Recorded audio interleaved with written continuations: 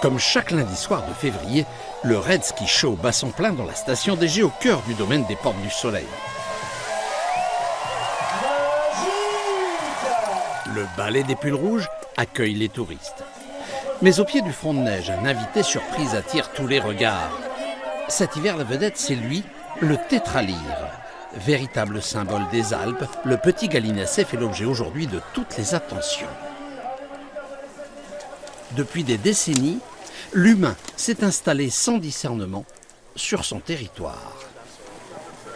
Il y a 30 ans, on a construit un peu n'importe comment, justement, sans faire attention à ces espèces qui nous entourent.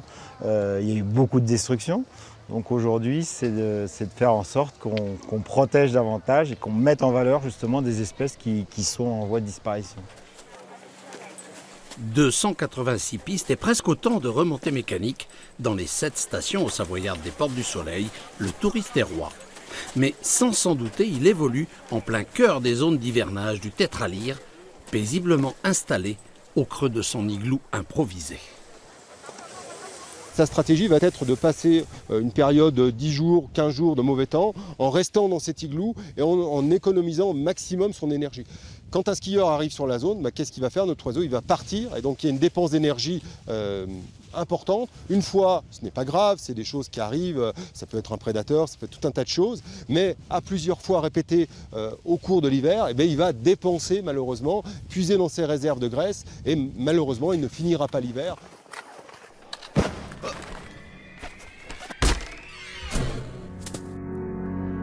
Pour concilier au mieux son patrimoine naturel exceptionnel avec la pratique récréative de la montagne, le domaine des Portes du Soleil met en place un observatoire de la biodiversité.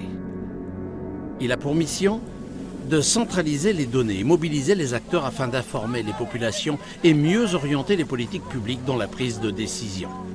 Jean-Jacques Pasquier en est le coordonnateur. Donc c'était la zone test qu'on avait mis depuis la Pouilly-Retour là, jusqu'au plat. Voilà, c'est là qu'on avait eu le plus d'accidents enregistrés sur la cordille de sécurité. Ces balises permettent aux tétralyres de mieux visualiser les câbles qui peuvent être mortels en cas de choc.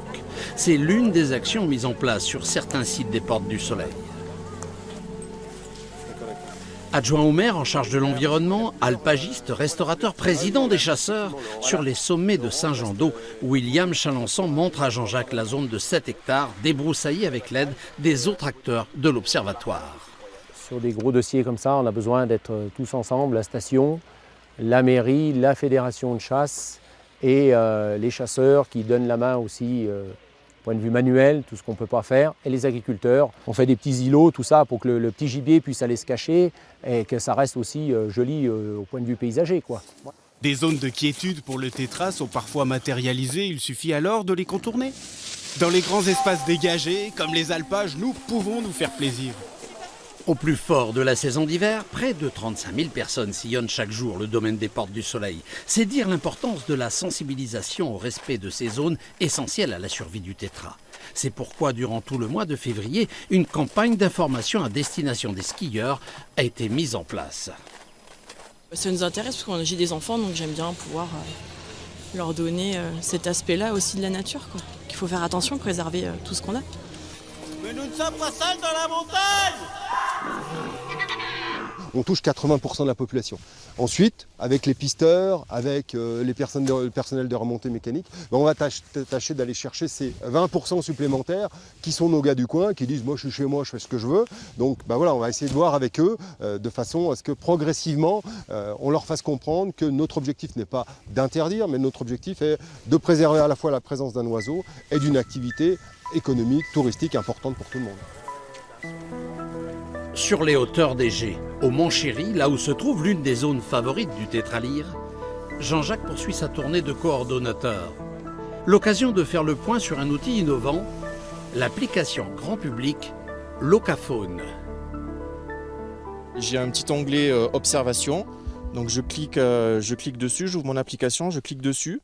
Donc je choisis mon espèce, donc le tétra, et puis il y a un système avec la localisation, donc je mets que j'ai observé 1, 2 ou plusieurs tétras, et en fait ça localise la position où j'ai observé, je valide, et puis ça transmet ça au service qui gère l'application, donc à savoir la fédération. Toutes les informations sont regroupées au village dans les locaux des remontées mécaniques par Astrid, qui gère le SIG, le système d'information géographique. C'est l'outil en fait de l'observatoire, on va dire. Et après, autour de ça, il y a tout un tas d'acteurs. Au niveau de la phase diagnostique, on a bien avancé sur la partie faune. Et c'est ce qui a permis de déjà commencer des actions sur le tétralyre en fait.